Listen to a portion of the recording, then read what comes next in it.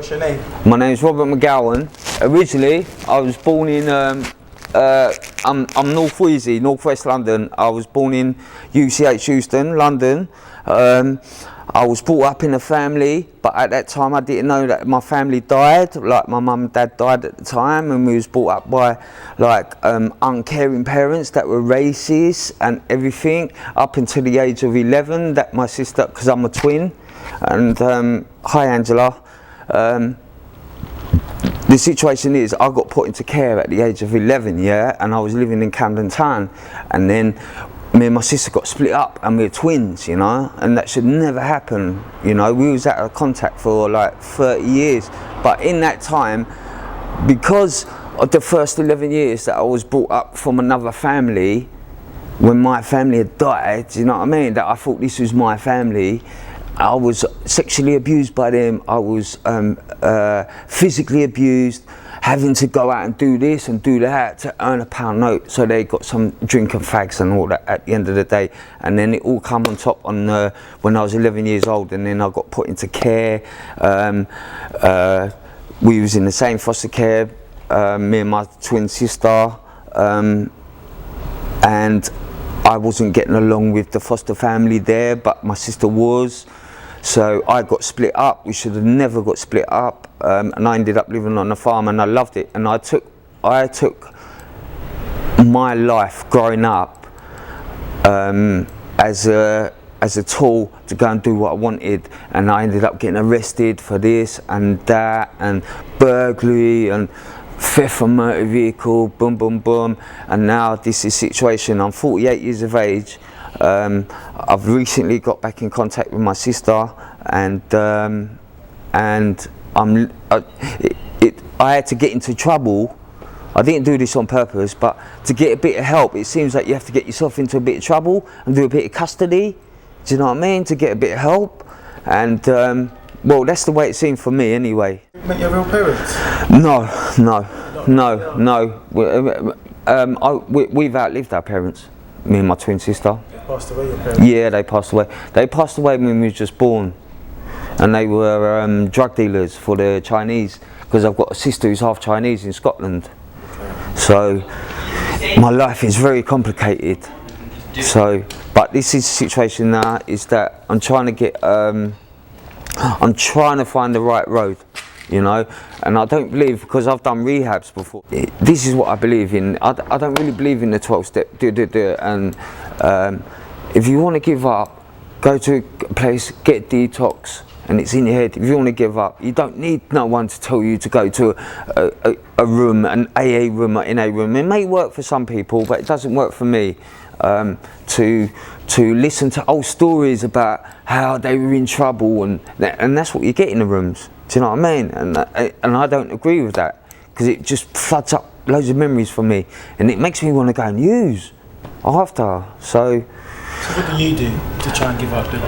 At the moment, I'm on a script. I'm on a 80ml script of methadone. I'm on diazepam as well, and I'm on antidepressants as well, mirtazapine.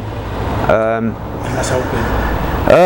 It helps to an extent, but I'm still using every now and then. Like, I'm still drinking every day and little things like that. But I've stopped committing crime, basically. I started taking drugs from the time I went into care.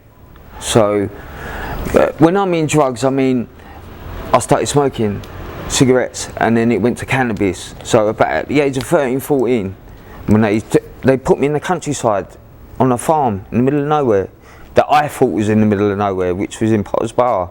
And the parents, foster parents, that took me on were brilliant people, and I let them down deeply.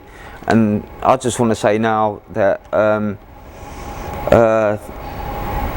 I'm sorry, and I am the person I am through you, you know, because from the age of 11, yeah, I was still listening to my parents, you know what I mean, and it wasn't until I went into care and I thought, wow, I've got a mind of my own, you know, but my mind of my own wanted revenge on the world because the way I was brought up and that. So I started hanging around with the wrong people, basically wanting a family, creating a family with friends, you know what I mean? But it was the wrong sort of family. But at the time, I didn't know better, you know? And I really do regret that. What made you take heroin then? Just through another friend, just being there, just wanting to know what it felt like. You know? Feel like? It felt terrible. I puked up and everything the first time, but then the second time it was alright. And then, but my main problem was the crack and the drink, really. You know, I knocked heroin on the head as soon as I got a script and that, you know. But it's more my mental health, because I was also kidnapped when I was 5 years old by a paedophile in Camden Town. And if it wasn't for another paedophile who was our step-parent finding me being sexually abused by a paedophile, all I can remember was having my being caught in the top of a derelict pub, and my so-called parents, which were abusers anyway, coming up and saving me. And it's contradicting on their behalf, do you know what I mean? Because they were abusing us. You know, does that make sense? So. What, both you and your sister? Yes. It was his brother as well abusing me, because he used to work in the bingo in Camden Town, Arlington Road, and it was night jobs, so he used to come back at nights, and so obviously what used to wake me up was the floorboards, you know, people going to the toilet in the night, because I'd like loads of brothers and sisters, because they had their own kids as well, you know. I was sexually abused by the uncle, basically, the so-called uncle, and my sister was getting abused by the stepfather. So. And where are they now? I don't know. I've been to the police and reported it, and it's called historical rape apparently. They put me in a room and they videotaped it, and I said what happened, how he used to hide under the bed every time he heard creaks, like people going to the toilet in the night. What's he doing when he's holding, do you know what I mean, when he's doing things to it? I'm thinking, what's he doing? Do you know what I mean? I didn't know right from wrong. I really didn't, until later on in life, you know. What can police do about it?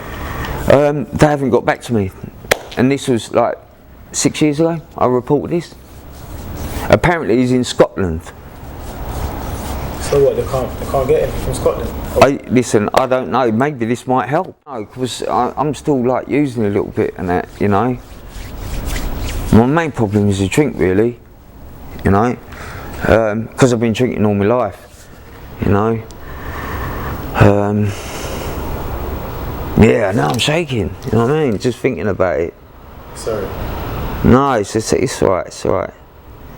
I'm not saying it in a bad way, it's just bringing up bad memories, but yeah, that was my life, and I took that out on the world, do you know what I mean? Getting into trouble, I was like in and out of prison 5 times a year, only for small things, you know, because I didn't know nothing else, you know. The parents that brought me up to the age of 11, they were criminals.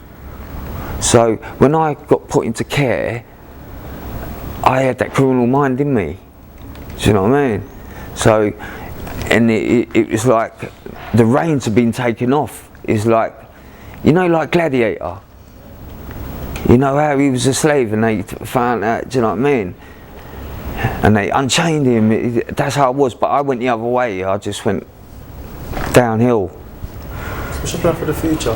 My plan for the future is to be abstinent, really. It's got to be. I can't keep on doing this, you know. I'm 48 years of age. You on drugs right now? Right now I am, yeah. What have you taken? I've been smoking crack and I've been drinking. How much do you spend on that on a day? I can work it where I can like get 40, 50 quid worth a day. Do you know what I mean? I've got crack in my mouth. You know what I mean? I don't mean to boast or anything, but I just run around for people and try and earn a little thing now and then, you know. So that I had to get myself in bother to put myself in custody to get help. You see a lot of people that are not too good at looking after themselves. You get what I'm saying? And you hear about a lot of deaths. Like this year there's been 4 deaths and it's only the 6th month. In the hostel? In the hostel, yeah. I've been told by my key worker already that I'm not entitled to a council accommodation. Because they don't see me as vulnerable and needy. So sometimes I have to lie to them and say, listen, I'm suicidal. Do you know what I mean? Which I am, look. You know what I mean? Look. You used to cut yourself? Yeah. And this is what I have to do to get some help. You know? How's your sister? Is she on drugs as well? She smokes a bit of crack now and then, but she's alright. She really is. She's alright. She's got a relationship with someone that doesn't smoke drugs, so she's alright. She's alright. It's like I just got a text off her about an hour ago saying, like, Rob, she phoned me earlier because I don't like talking to her, so, like under the influence, and she said, listen, Rob, I only just phoned you. She texted me saying, I only just phoned you to see how you are. How do normal people treat you on the road? It depends who I'm with, because sometimes I try to keep myself clean and that, yeah, but sometimes I'm with people that are not clean, yeah, and I get treated, we get treated like we're scum of the earth. How would you like them to treat you? How will you treat them? How I would treat you? Do you know what I mean? What goes around comes around. Do you know what I mean? I'm not nasty to anyone. I don't go to the fucking back, you know.